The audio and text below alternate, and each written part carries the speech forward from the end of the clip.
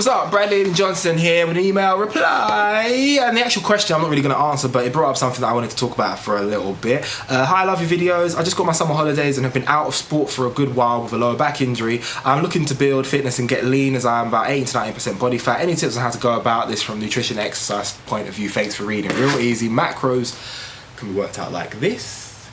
Training should be done like this. There you go, that was easy. Now, the lower back thing is what I wanted to get into. Most people don't realize the importance of their erector spinae lower back muscles and how important they are for maintaining stability in everything. Because our abs are on the front, and six-pack abs is this thing that we have in our minds.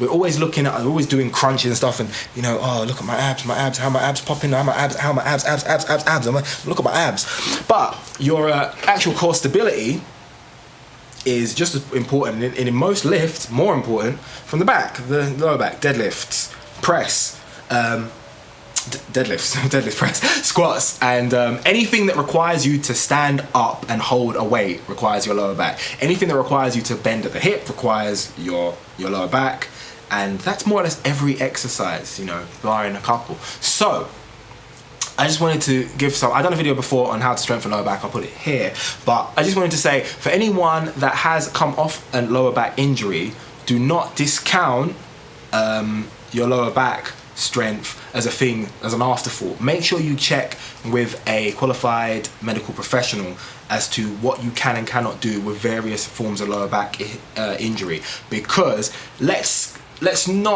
go from a terrible injury such as a disc slip, a herniated disc, something like that in the actual spine, in your bone or your joint.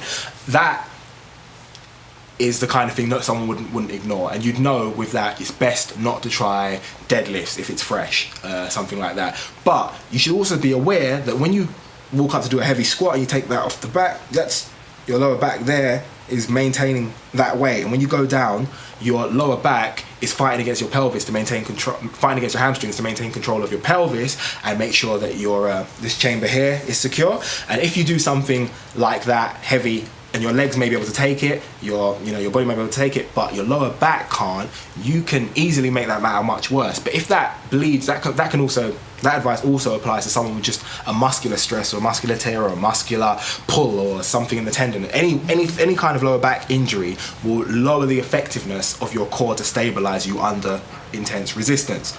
So be mindful of what the kind of stress that you're putting on your body if your lower back has been injured. Make sure you always go to a medical professional and just work out what can you do, what can't you do, what will help strengthen it, what exactly is the problem, what positions could give you trouble, and make sure in your off days, if you do need to increase your strength, you are working with some of the things I mentioned in that video before to increase your lower back strength, to increase your core strength, which will increase your lifts eventually as well.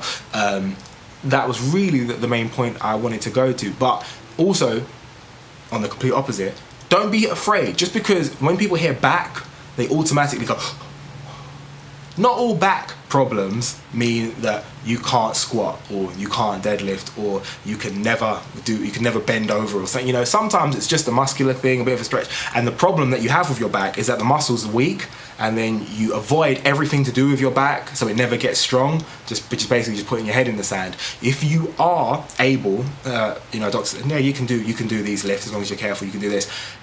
Lower back strength is key to your entire body. It's right at the center of your body. It's what keeps you up. It's what allows you to bend, allows you to twist. Make sure your lower back is strong. It will protect your spine if you don't need any more encouragement to do it. So yeah, from two sides of the coin, be careful of your lower back, be wary of it, make sure you don't put it under too much stress, but make sure you put it under enough stress as well. Not really sure what the point of this video is, just thought I'd bring that lower back thing up because the question was easy enough to answer. bradleyaidanjohnson@gmail.com. If you have any queries or theories or suggestions or anything, let me know. Other than that, like the video, like my Facebook, follow me on Twitter and Instagram, of course, subscribe. Peace.